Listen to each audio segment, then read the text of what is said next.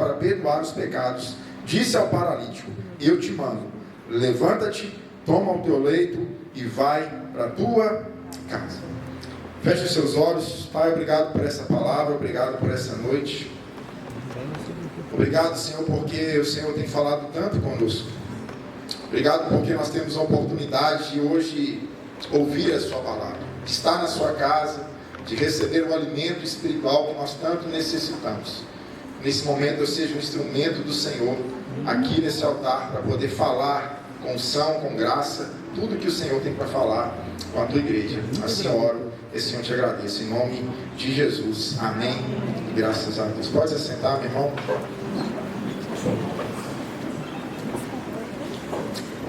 Queridos, durante esse ano nós vamos fazer 4 cultos da família.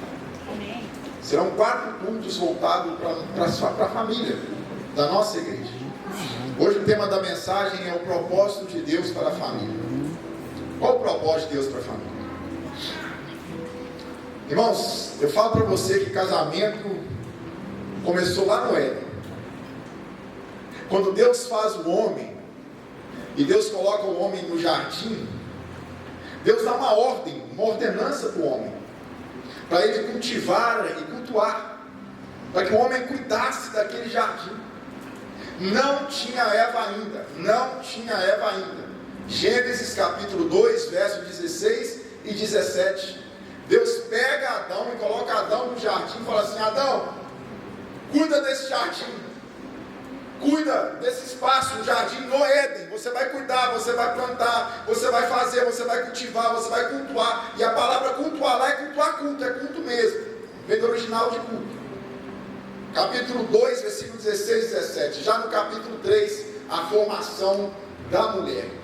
E Deus cria a mulher da costela de Adão, e assim a mulher vem, Eva.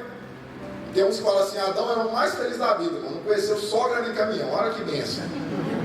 Mas Eva está ali agora, e aí Deus fala assim: olha, eu te farei uma auxiliadora, uma mulher que seja idônea, uma mulher que esteja. Já percebeu, irmãos, que a mulher tem uma percepção assim, incrível.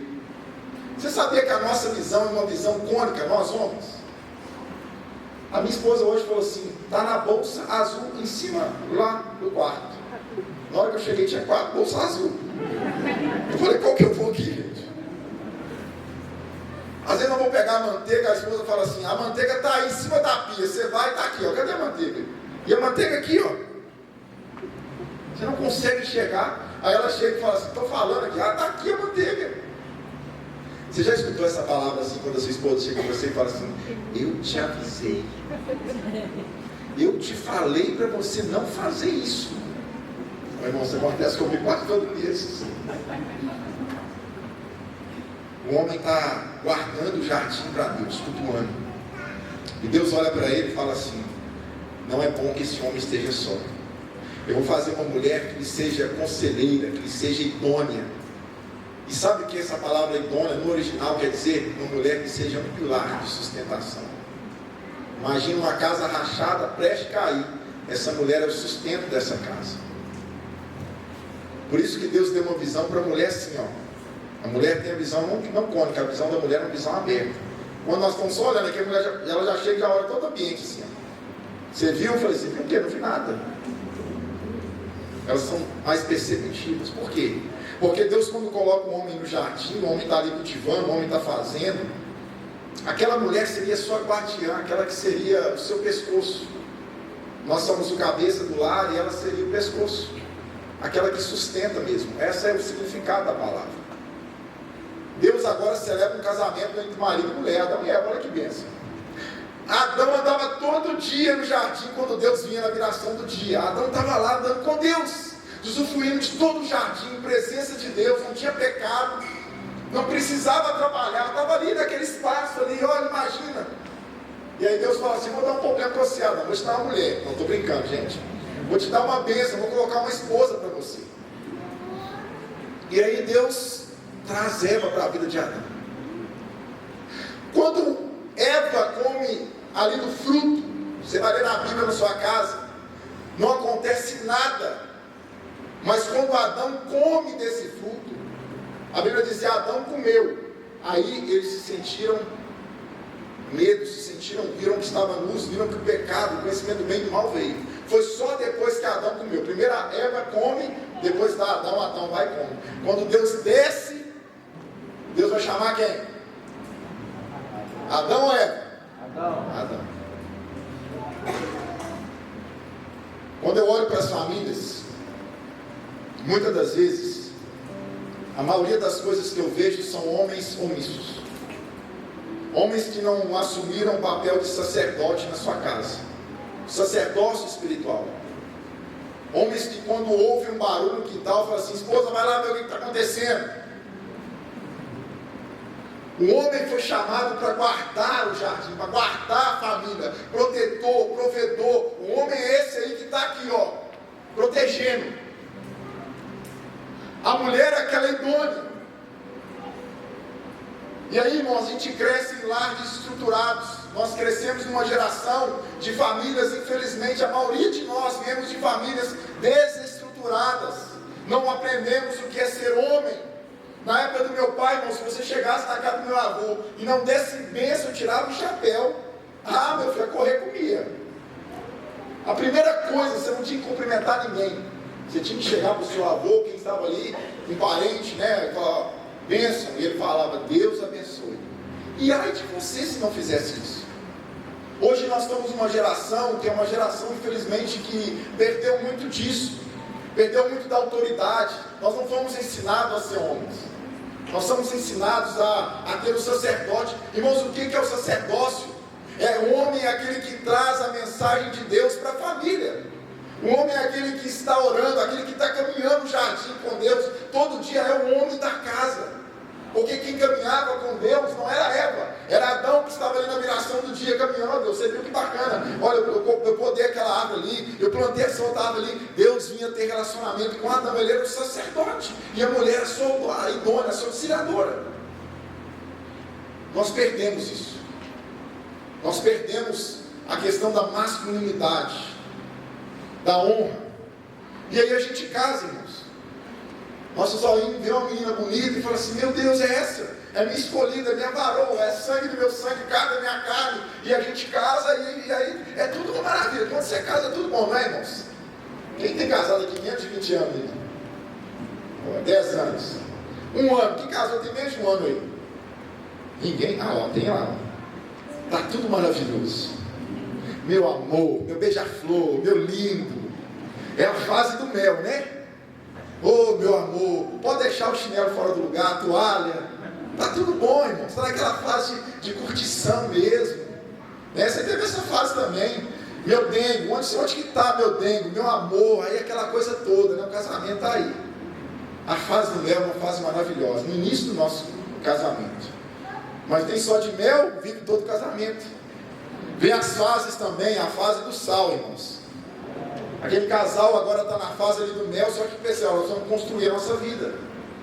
Nós precisamos pensar numa casa, precisamos pensar nos nossos filhos, precisar agora trabalhar, se precisa trabalhar, vamos trabalhar comigo, vamos formar, e aí eles começam a fazer planejamentos financeiros, de viajar junto, planejamentos na história deles, eles começam a caminhar juntos.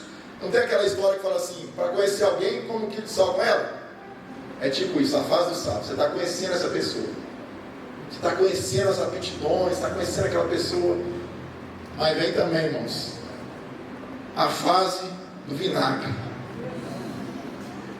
E aí você vai ver que ele tem algumas manias que não te agradam. Você vai ver que tem algumas coisas daquele homem, daquela mulher, que você fala assim: meu Deus, eu não sabia que ele tinha chulé. E aí você fala assim: meu Deus, eu não sabia que ele deixava a escova de dente dele e a pasta de dente aberta na pia de qualquer jeito. E aí você manda uma mensagem. Aí já não é meu amor. Aí já muda bem. É o bem, nossa, está deixando. A fase do vinagre chegou no casamento. E tem alguns casais que estão vivendo essa fase. E existe também a fase do azeite. É onde o casamento vai se consolidando, as diferenças vão surgindo, mas Deus vai trazendo cura. Deus vai trazendo refrigério. Deus vai trazendo amadurecimento. E aquele casal vai entendendo que apesar das diferenças, que apesar de algumas situações, eles conseguem viver juntos. Tem hora que joga um sapato, né? Acontece com sua cabeça. Não vou entrar em detalhe, mas eles estão amadurecendo, eles estão sendo curados no relacionamento. Eles já sabem pedir perdão e perdoar. E aí, vem a fase do vinho novo. É a fase onde você vê aqueles casais assim, maravilhosos. E você olha para ele assim, será que essa mulher não briga esse homem? Não, já viu aqueles casais maduros aí de 40 anos, 30 anos de casado, já passaram, enfrentaram tudo. Eu sinto muito com alguns casais assim, eu queria muito sentar com mais para aprender. Pessoas que têm 30 anos, 40 anos, já estão na fase, passaram por tudo no casamento, enfrentaram tempestades, enfrentaram todas as situações, e o casamento está estabelecido. O casamento agora está vivendo um vinho novo, não é qualquer coisa que desestabiliza esse casamento. E quando a gente fala em casamento, irmãos, quando a gente fala em família, a Bíblia começa Jesus, Deus celebrando o casamento entre Adão e Eva. E em Apocalipse Deus vai buscar uma noiva, uma igreja. Então toda a Bíblia se remete a um casamento. Qual que foi o primeiro milagre que Jesus fez no seu ministério, gente? É um mistério. É um mistério. Jesus está aqui em Cafarnaum, iniciando o seu ministério. Marcos, toda a mensagem Marcos escreve aos gregos. É um Jesus que tem pressa. É um Jesus que tem pressa. É Jesus indo, é Jesus voltando, é Jesus fazendo milagre, é Jesus operando, é Jesus transformando. Jesus está em movimento no seu ministério. E a Bíblia diz que Jesus está em casa. Jesus não está em uma casa, ele está em casa. Pastor, Jesus tinha casa? Não. Pedro, quando converte, Pedro coloca o fã-clube de Jesus, os 12 mais Jesus, dentro da casa da sogra dele. Olha como é que Pedro era crente. Imagina 12 homens, irmão, dentro da casa. E a Bíblia diz que Jesus está ali ensinando a palavra, Jesus está falando, e aquela casa começou a encher. As pessoas começaram a ver os milagres, as pessoas começaram a ver o que Jesus estava fazendo ali. E as pessoas começaram a aproximar de Jesus. E a Bíblia vai dizer que aquela casa estava lotada de gente, porque Jesus estava na casa. E aí eu quero trazer a primeira aplicação para a gente essa noite. Toda casa, toda família é uma escola. Toda família é um lugar de ensinamento. Toda família é um lugar onde a gente está aprendendo todos os dias. É um lugar onde o pai tem que trazer um ensinamento para o filho. É um lugar onde que o pai tem que ensinar o caminho à criança, o caminho que ela deve andar. Jesus, Marcos capítulo 2, verso 2, ele está em casa, e a Bíblia vai dizer, ele está ali ensinando a palavra. Ele está ensinando a palavra. A casa não estava cheia, porque tinha Wi-Fi de última geração. A casa não estava cheia porque tinha ar-condicionado, porque tinha uma piscina. A casa não estava cheia porque naquela casa tinha uma janta boa. Aquela casa estava cheia porque Jesus estava dentro daquela casa, ensinando a palavra. Ensinando a palavra. Quando o homem perde o seu sacerdote em casa, quando o homem pega esse domínio espiritual, uma das primeiras coisas que ele não ensina é os seus filhos. Você que tem filha mulher, presta atenção. Você tem que chamá-la de linda, falar que ela é maravilhosa, elogia, falar que ela é princesa do pai. Porque vai chegar um boca aberta e vai falar, se é linda, ela vai primeiro falar, ela vai derreter para ele. Você precisa ensinar os seus filhos o que é certo, o que é errado. Você precisa ensinar os seus filhos o limite. Você que ainda não é casado e vai casar, você vai ter filhos e precisa ensinar os seus filhos os princípios, os valores do reino. Irmãos, nós perdemos a referência em casa. Nós não temos mais culto em casa. Eu coloquei o meu filho numa escola cristã. E eles vão educar para você, né? Que bom. O Kids da igreja não é responsável pela educação dos nossos filhos. Eles estão agora recebendo a palavra, uma semente está sendo plantada, mas a responsabilidade de criar os filhos, de educar os filhos, de pôr limite nos filhos, é dos pais. Os pais devem ensinar o caminho à criança aonde ela deve andar, para que ela não se esqueça. E o que a gente vê são famílias cristãs desestruturadas, porque os pais pararam de ensinar a palavra de Deus. Se a gente não falar para essa geração quem é Jesus na próxima geração, irmãos, eles vão piorar. Eles não vão entender quem é Deus. Jesus está em casa ensinando a palavra. O caráter é formado em casa. Filhos não perdem fora de casa, filhos se perdem dentro da nossa casa. Quem está educando a maioria dos nossos filhos não somos nós, é a internet.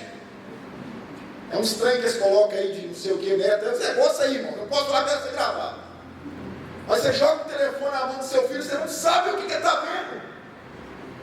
Você não sabe o que ele está escutando. Tem pessoas que estão sendo doutrinadas, os nossos filhos estão sendo doutrinados pela internet. Não é papel da igreja, não é papel do colégio cristão que você colocou, não. O papel de educar os filhos à palavra é você que tem que sentar com seus filhos e falar com eles de Jesus. É você que tem que sentar com eles e falar: filho, está aqui na palavra, está escrito que você não pode fazer isso. É responsabilidade dos filhos, somos nós. A melhor maneira de ensinar, irmãos, é através do exemplo também. Um lar bem estruturado, um lar que é firmado na palavra, um lar quando você chega lá você sente paz, porque quando Jesus está em casa, ali é uma escola, tem aprendizado. O que seus filhos estão aprendidos na sua casa? O que tem tocado lá no som da sua casa? Quais são as palavras que têm sido ditas na sua casa? Quais são as pessoas que têm entrado na sua casa? Porque a casa que Jesus está é uma escola de ensinamento. Ensina a criança, ensina seus filhos. Nós não podemos terceirizar a educação dos nossos filhos. Nós não podemos. Provérbios 22, versículo 15 diz assim: a estupidez está ligada à criança, mas a vara da correção afasta a estupidez dela. Quem apanhou de vara aí? Você está inteiro, tá? Põe a mão aí. Você vê seu pai e sua mãe, você fala: meu Deus. Não precisa gritar. Não precisa jogar as coisas para o alto. Os nossos filhos têm que olhar para nós, entender que nós somos exemplos para educá-los. A criança já nasce com um kit Adão, desde pequeno. Você precisa entender e passar para os seus filhos o limite. Provérbios capítulo 29, verso 15: a vara e a disciplina dão sabedoria, mas a criança entrega a si mesmo, vem avergonhar a sua mãe. A criança, quando não tem educação, entrega a si mesma, ela vai envergonhar os pais. E nós, pais, somos responsáveis pela educação, pelo caráter dos nossos filhos. Nós somos que vamos dar esse caráter. Eu gosto tanto porque no carnaval eles fizeram algumas coisas aí com as latinhas aí, conservador e tal. Aí o povo fica tudo doido, né? O povo mais acessado. Irmãos, faça o papel em casa.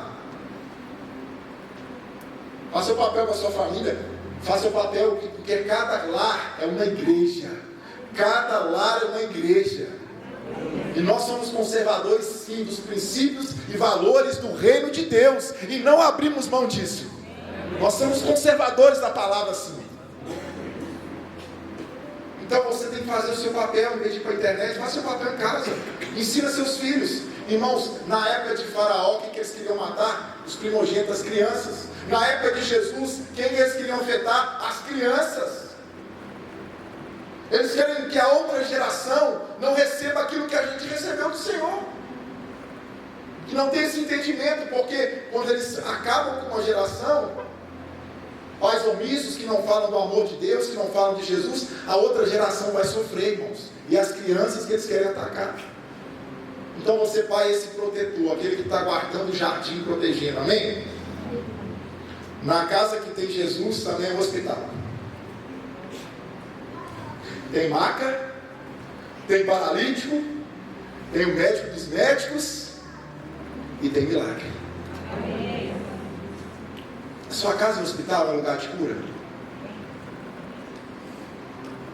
A sua casa é um lugar de cura? Ou é um lugar que é onde está sendo feridas as pessoas? Você tem vontade de voltar para sua casa? Quando você chega em casa, cansado do trabalho, ali é um lugar onde você vê que tem cura, que tem amizade, que tem amor, que tem cumplicidade. Porque, irmãos, eu vou na casa dos irmãos aí, que eu falo assim, meu Deus, eles estão um pratão desse tamanho para nós assim, ó. Uns talherzão dourado, aqueles panos assim que amarram, tem um anel no meio, né? Só falta colocar a vela, que é a coisa mais linda. O banheiro, irmão, está cheirando, o cachorro está preso, as crianças estão tudo quietinho. Eu falo, meu Deus, que casa. Quando nós vamos embora, o copo de requeijão não sai da mesa. Aprenda a valorizar os da casa primeiro e não os de fora. Não põe copo de requeijão na sua mesa, não põe melhor, com os pratos melhor para os seus filhos. Senta na mesa com a sua família, na sua casa. Não abre mão de estar numa mesa, olhando olho no olho, conversando com seus filhos, fazendo uma boa refeição. Tem um que trabalha tanto, irmão, que nem sabe, passa nem mesa, mais se assenta.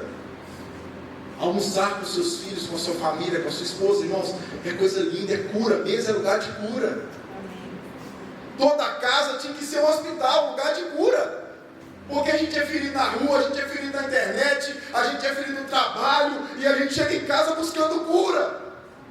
Mas nós estamos feridos, estamos sendo feridos dentro da nossa própria casa. Nós estamos ferindo o nosso próprio soldado do nosso lado. Nós estamos ferindo quem nós ama, com palavras, com gesto, com falta de perdão. Como é que é o ambiente da sua casa, irmãos? Como é o ambiente da sua casa? O que é falado lá? Terceiro ponto. Cada casa aqui também tem que ser um refúgio. Pastor, me explica o que é refúgio.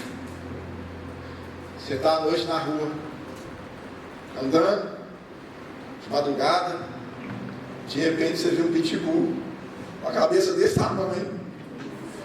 Meu irmão fala assim, eu vou orar, pastor, eu vou correr. Você não orar, não, eu vou correr.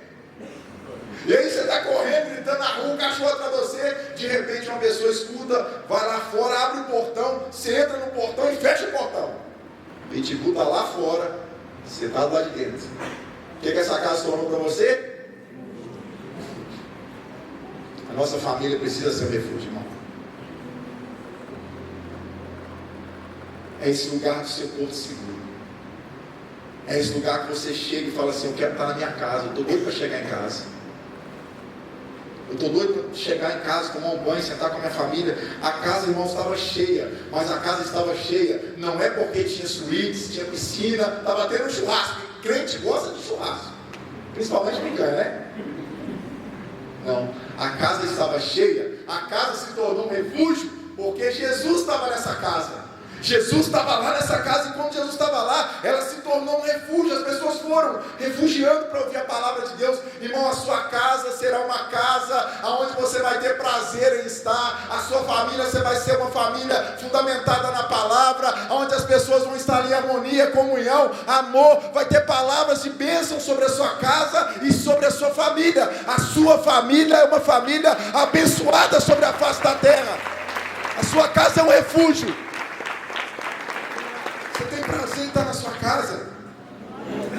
A casa está cheia. A gente não precisa de muito, gente. A gente precisa de mais presença e menos presente. Tem gente querendo comprar os filhos por falta de presença, dando ele as coisas. Por que você se torna um pai mais presente na vida dos seus filhos?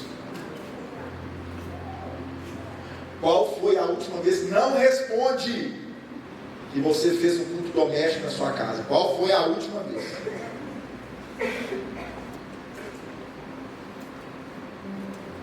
Cada casa, uma igreja. Cada casa, uma igreja. Provérbios diz: melhor você morar em uma casa onde há amor e hortaliça na mesa, do que morar numa casa onde tem um boi gordo na mesa e não tem amor. É melhor você ter só salada para comer na sua casa, mas ter amor ali, do que ter uma picanha na sua mesa assada e não ter amor dentro da sua casa. Gente, eu conheço muita gente simples, que vive uma vida simples, mas que essa pessoa é cheia de amor. Essa pessoa, quando você chega na casa dela, irmãos, você sente a presença de Deus ali. Hoje as pessoas têm muita prosperidade, mas pouco amor em casa. A riqueza não está nas coisas que você possui. Presta atenção, irmãos. A sua riqueza não está nas coisas que você possui. Está nas coisas que você jamais trocaria por dinheiro. A sua maior riqueza está nas coisas que você não trocaria por dinheiro. Conversando com os médicos, e eu estava vendo um vídeo de algum deles esses dias. Um perguntou assim para ele assim: o que você mais escuta quando as pessoas estão na última hora de vida? O que você mais escuta das pessoas quando elas estão ali no estágio terminal da vida delas? Um deles falou assim: olha, eu não escuto elas pedindo dinheiro, eu não escuto elas pedindo uma viagem, um bom emprego. Eu vejo elas implorando para ter mais 2 dias de vida, para abraçar quem não abraçou, pedir perdão quem não pediu perdão. É triste, irmãos. A gente vê pessoas que muitas das vezes caminham do seu lado, famílias que pais não conversam com seus filhos por falta de perdão. Maridos que não conversam, não perdoam as suas esposas por falta de perdão.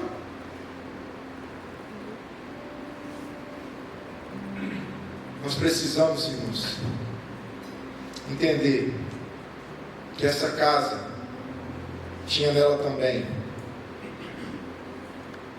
perdão.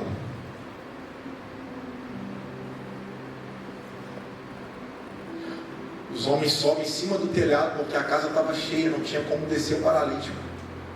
Começam a cavar o telhado, porque os telhados lá da Palestina é telhados feitos com adubos, palha, e eles começam a cavar, fazer um buraco ali mesmo.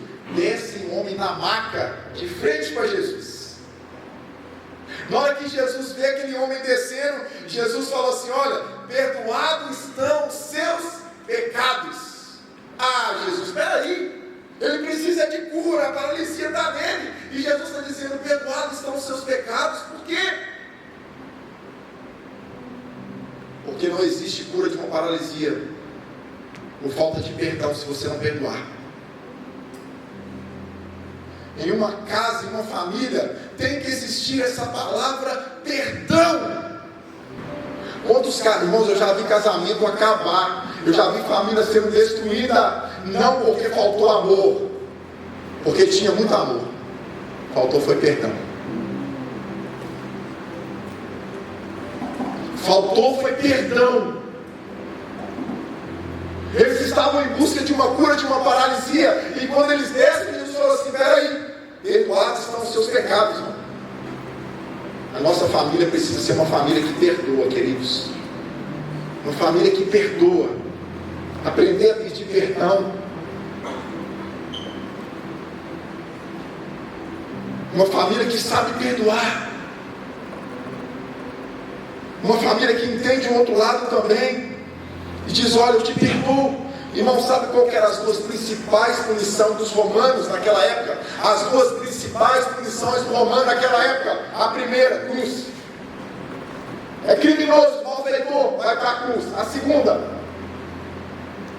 pegava um criminoso vivo, pegava um criminoso morto, amarrava o criminoso morto, um homem bem amarrado, e aquele homem andava, um morto, arrastando aquele cadáver, com dias e dias, até que aquele cadáver ia apodrecendo também aquele homem que estava vivo. Eram as duas principais punições da época.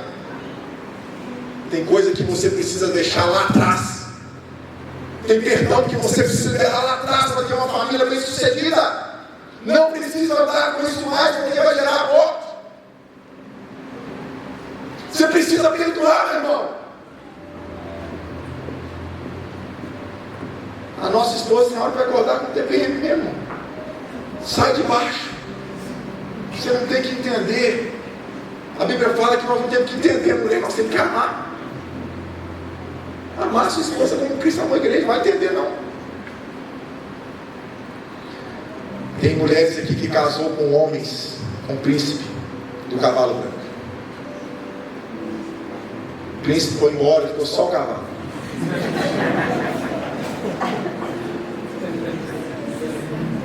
Deixa eu te falar algo. Homem quer ver de uma mulher respeito. Se a mulher respeitar o homem,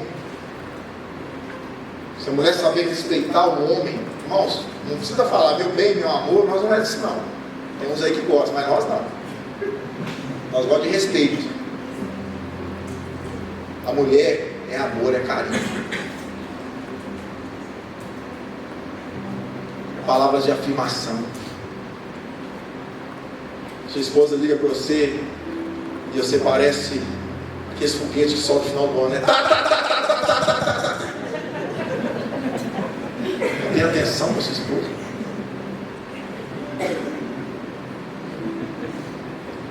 Separação, querido, ela dói. Alguns aqui já passaram pelo processo de divórcio, porque é uma fusão de duas pessoas. Eles se tornaram um só agora. É uma só carne. É uma só carne. E para separar essa uma só carne agora, tem um corte muito grande. Infelizmente, hoje nas igrejas, o número de divórcio cresceu muito. E Jesus está dizendo para eles: estão perdoados os seus pecados. Perdoados estão os seus pecados. Gente, perdão não é sentimento. Nossa, eu acordei hoje com vontade de perdoar, vou perdoar. Não. Você nunca vai ter vontade de perdoar, mas é uma decisão que você tomar na sua vida. Perdoar quem te feriu, perdoar o seu cônjuge, perdoar quem te feriu no passado, mas tem que ter esse perdão. E a quinta e último ponto: uma casa que tem Jesus tem gratidão. Tem gratidão. Jesus perdoa os pecados daquele homem. Os fariseus começam a falar, e aí Jesus cura a paralisia daquele homem. Só que Jesus fala algo no texto, se você prestar atenção. Jesus fala assim: pegue a sua maca e vai para a sua casa. Jesus, ele já foi curado da paralisia. Para que está levando a maca? É para eu olhar todos os dias o que eu fiz na vida dele. Sabe o que está faltando nas nossas casas, gente? Gratidão. Hoje geração ingrata que nós estamos, viu, gente? Hoje geração de filhos. Gente, filhos são hóspedes que vão passar um dia para nossa casa. É roupa lavada, comida na hora, internet grátis, televisão, cama boa e quente. Eles estão no hotel 5 estrelas. A sua esposa é a melhor cozinheira, a melhor chefe de cozinha que tem, é a sua cozinheira, irmãos. Ela é um Pokémon, arroz e feijão, mas é a melhor cozinheira. Qual foi a última vez que você agradeceu o seu marido pelo trabalho suado que ele faz todos os dias? Qual foi a última vez que você elogiou a sua esposa pela comida gostosa que ela fez? Na nossa casa, na nossa família, precisa ter essa palavra: gratidão. Os nossos parentes ou os nossos mais próximos, os nossos familiares, precisam assim: nossa, como você faz uma comida maravilhosa. Precisam ouvir de nós elogios, agradecimentos. Nós somos uma geração ingrata. E Jesus fala: pega a sua maca e leva essa maca. Esse homem devia acordar todos os dias e olhar para a maca. Olha de onde Jesus me tirou. Olha lá, essa maca toda suja, velho, eu carregava essa maca, mas ele me tirou dessa maca. Tem que ter gratidão pelo que Jesus fez na sua casa, gratidão pelo que ele está fazendo, gratidão pela família que ele te deu, gratidão pela esposa que ele te deu, gratidão pela casa que ele te deu. Tem que ter gratidão, irmãos.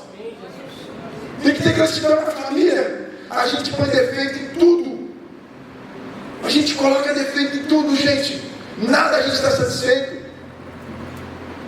Nada. Reclama de tudo. Nós reclamamos de tudo. E uma casa que Jesus está, e observe aqui, é uma casa que tem milagre. Sabe o que eu percebo em muitos casamentos, irmãos, em muitas famílias? Não existe família perfeita, amém? Amém.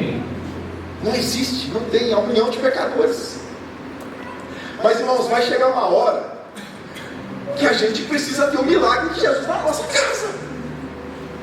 Vai chegar uma hora que você precisa ver algo acontecer na sua vida, na vida da sua família. São pessoas que têm caminhado, pessoas que têm buscado, família que tem buscado, mas não muda. Casamentos que as pessoas sabem aonde está o problema, mas não resolve. Vai ter que quebrar o telhado, mas é melhor um telhado quebrado e um paralítico andando do que um telhado consertado e um paralítico preso na cadeira, na maca.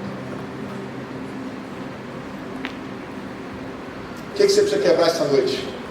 O que você precisa quebrar para Jesus entrar na sua casa? O que você precisa quebrar para Jesus entrar e consertar a sua casa? Ah, pastor, eu vou quebrar o telhado não, porque vai dar trabalho. É melhor você quebrar o telhado do que quebrar um casamento. É melhor você abrir mão de coisas nesse momento, irmãos, da pornografia, de coisas que você está vendo, de coisas que você está fazendo, do que o casamento dói, o divórcio dói. Um divórcio machuca. Dê valor à esposa que Deus te deu, irmão.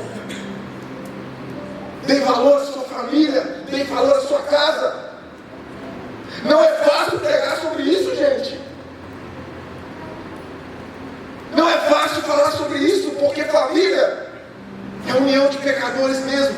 Mas foi sonhado lá no Éden com Deus, em Adão e Eva. Foi sonhado lá. Eu já encerro. O que você precisa quebrar essa noite?